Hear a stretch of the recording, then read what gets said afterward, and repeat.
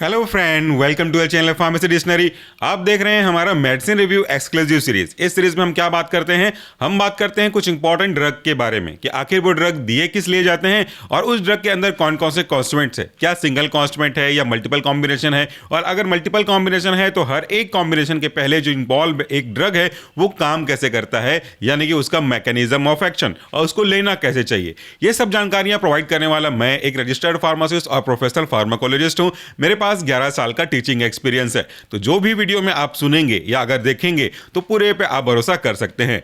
आज मैं बात करने वाला हूं एक ऐसे टैबलेट का जो कि आपके ब्लड प्रेशर के लेवल को मैनेज करने का काम करता है। ब्लड प्रेशर एक ऐसी प्रॉब्लम है जो चुपचाप आती है और आपकी बॉडी में काफी सारे डैमेज करके निकल जाती है, और ऐसा करते करते कभी भी मोस्ट ऑफ द केसेस कोई स्पेसिफाइड कैरेक्टरिस्टिक फीचर्स सिम्टम्स नहीं दिखा के जाता। यानी कि जैसे अगर आपको बुखार होगा तो आपकी बॉडी टेम्परेचर बढ़ने लगेगी, आपको अगर सर्दी है तो आपको छींक आने लगेंगे, लेकिन अगर बीपी है तो कुछ ऐसे कोई स्पेसिफाइड सिम्टम नजर नहीं आते जिसको हम शुरू से देख करके समझ सके कि आपकी बीपी बढ़ रही है और आपको आगे प्रॉब्लम हो सकता है। इसीलिए इसको बुक्स में एक टर्म दिया गया, एक नाम दिया गया है, इसे हम साइलेंट किलर कहते हैं। साइलेंट किलर यानी कि चुपचाप से आता है और बहुत सारा डैमेज पहुंचा के चला जाता है।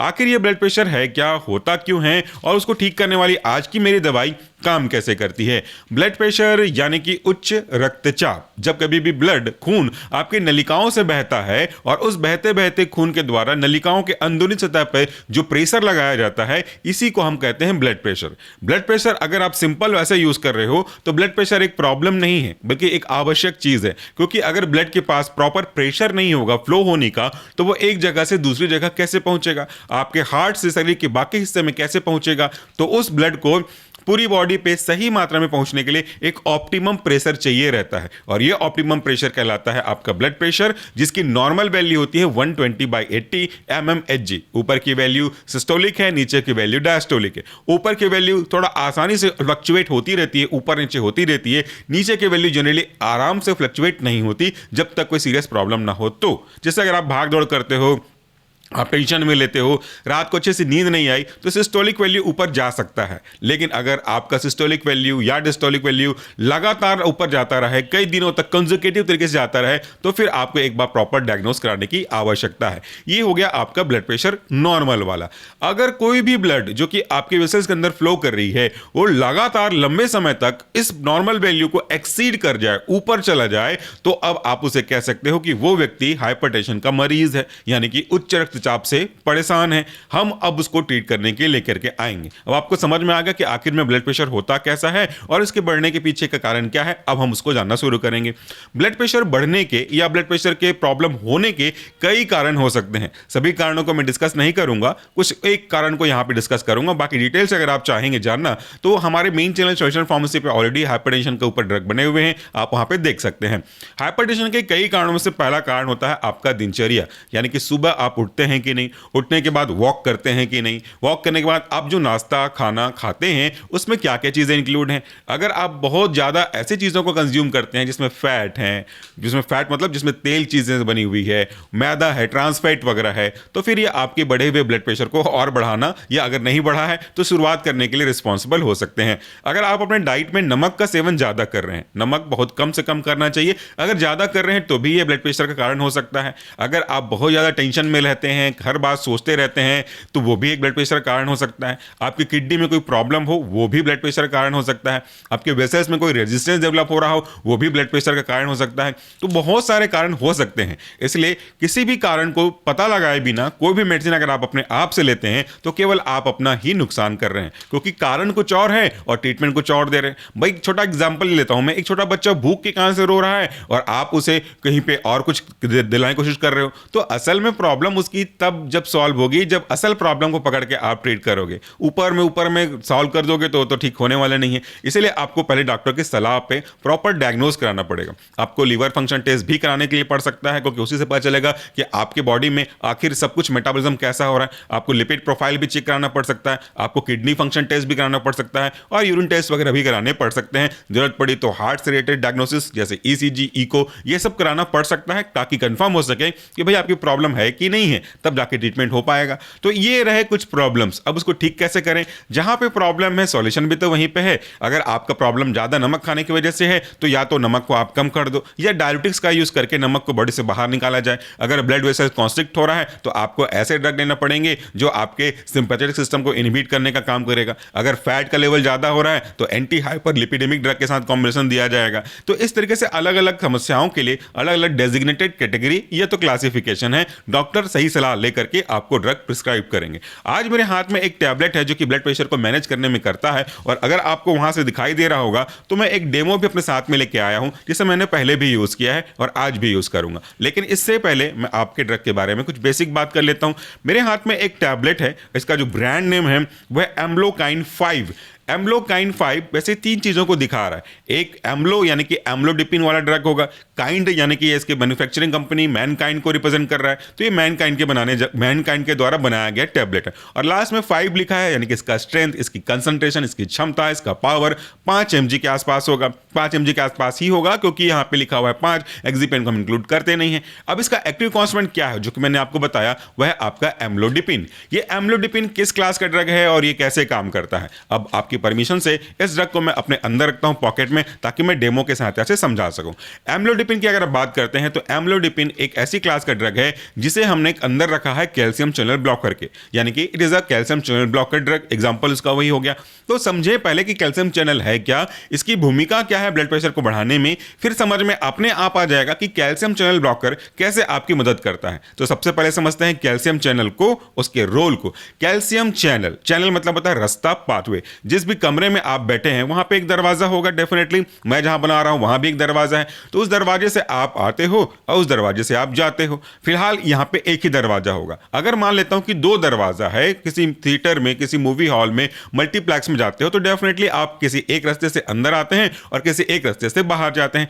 क्या होगा अगर आप बाहर वाले से अंदर आ जाओ, अंदर वाले से बाहर जाओ? कुछ बिगड़ जाएगा? अगर खाली है तो नहीं, कुछ नहीं होगा ऐसा। लेकिन सुविधा के लिए आपको बनाया गया ये इन है और ये एग्जिट है, एंट्री है और एग्जिट है। तो आपने उस दरवाजे का नाम ही दे दिया एंट्री गेट और एग्जिट गेट। गेट का नाम किस लिए पड़ा? क्योंकि आप उससे वैसा काम कर रहे हो, एंट्री कर रहे हो तो एंट्री गेट, एग्जिट कर रहे हो तो एग्जिट गेट। वैसे ही आपके सेल्स में कई चैनल्स होते हैं। चैनल कह लो, दरवाजा कह लो, पाथ कह लो, पाथवे कह लो।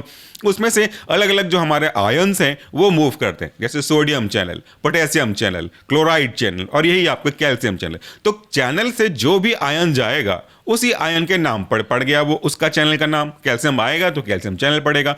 तो कैल्शियम आता है सेल के अंदर, और सेल के अंदर पहले से ही सार्कोप्लाज्मिक रेटिकुलम में कैल्शियम प्रेजेंट होता है, और दोनों जब लिबरेट करते हैं तो कैल्शियम का लेवल ज्यादा हो जाता है। और हमने अपने पहले लेक्चर वीडियो में बताया भी था कि आपके हार्ट के लिए कैल्शियम एक इंपॉर्टेंट रोल प्ले करता है। उसकी जितनी भी इलेक्ट्रोफिजियोलॉजी है उसमें से मैक्सिमम पोर्शन कैल्शियम के द्वारा ही गवर्न होता है। तो इस तरीके से कैल्शियम के ज्यादा आने की वजह से आपके ब्लड वेसल्स पे और आपके हार्ट पे दोनों पे असर पड़ता है। अभी मैं बता रहा हूं आपके ब्लड वेसल पे क्या फर्क पड़ता है उसके बारे में। तो इससे क्या होता है, आपका जो ब्लड वेसल है वो कॉन्स्ट्रिक्ट हो जाता है, यानी कि छोटा हो जाता है, उसकी गोलाई छोटी हो जाती है।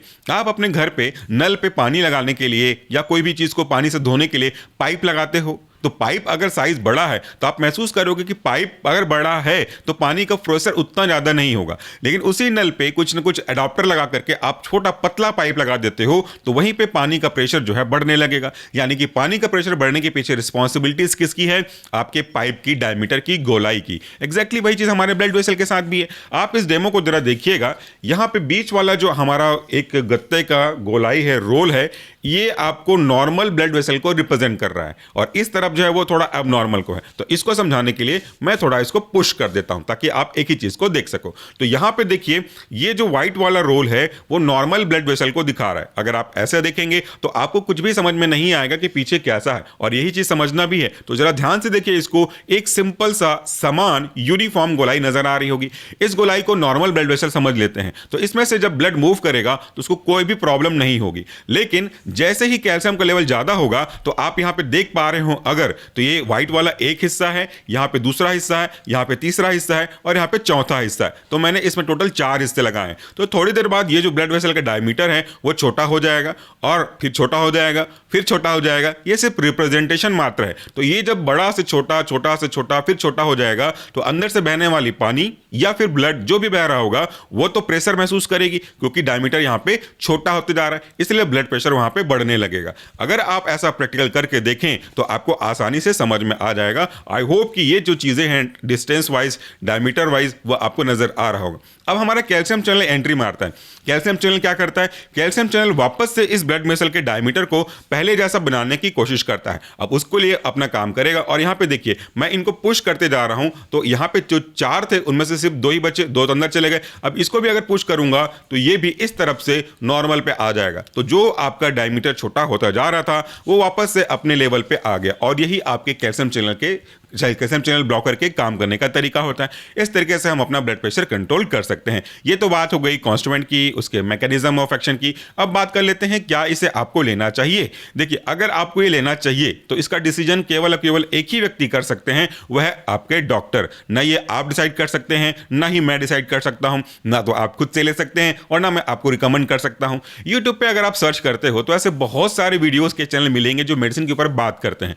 मैं किसी के ऊपर बात नहीं करता, उनमें से कुछ तो जरूर जेन्युइन होंगे, फार्मासिस्ट होंगे या फिर मेडिकल प्रैक्टिशनर होंगे, that is absolutely correct with that. लेकिन हर कोई अपनी पहचान आपसे बताता है क्या? कई ऐसे भी व्यक्ति हो सकते हैं जो गूगल पे सर्च मार करके मेडिसिन के बारे में बात करने लगते हैं और आपको बोलते हैं कि ये ले लीजिए, आपका ब्लड प्रेशर इतने दिन में ठीक हो जाएगा।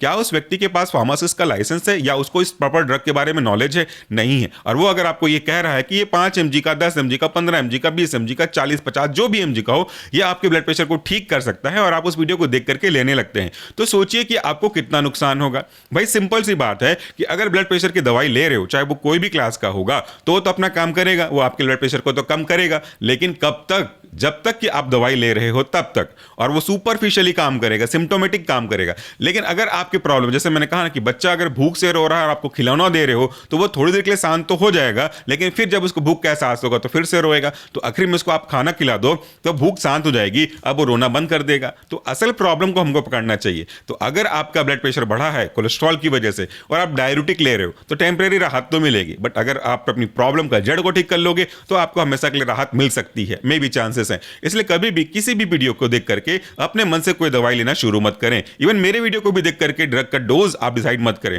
और वैसे भी मैं कभी भी ड्रग का डोज बताता नहीं हूं, और इसके ऊपर कई मैसेज में आते हैं कि ड्रग का डोज बता दीजिए। लेकिन आप खुद ही सोचिए, अगर मैं ड्रग का डोज बता दूं तो वीडियो को देखने वाले कितने होंगे? एग्जाम्पल के लिए मान लेता हूं 200 लोग भी अगर देखेंगे, तो 200 लोगों में से अगर कई लोगों ने यही डोज लेना शुरू कर दिया, तो आपको क्या लगता है कि सारे के सारे जो व्यक्ति ड्रग का डोज ले रहे हैं उनकी प्रॉब्लम एक ही है, प्रॉब्लम का कारण एक ही है, प्रॉब्लम की सीवियरिटी एक ही है? नहीं ना। इसलिए कभी भी आपको अपने मन से बिना किसी डॉक्टर की सलाह के दवाई लेनी ही नहीं चाहिए। तो ये था मेरा सिंपल सा सजेशन। आपको अच्छा लगे तो थैंक यू सो मच, और अगर आपको पसंद नहीं आया, आपको ड्रग का डोज चाहते हैं, तो मैं आपसे हाथ जोड़ के माफी मांगता हूं। ये तो मेरे से नहीं होगा। जब तक कि ड्रग के पीछे, खुद ड्रग के पीछे ड्रग का डोज न लिखा हो, मैं ड्रग का डोज नहीं बताऊंगा। Thank you, take care.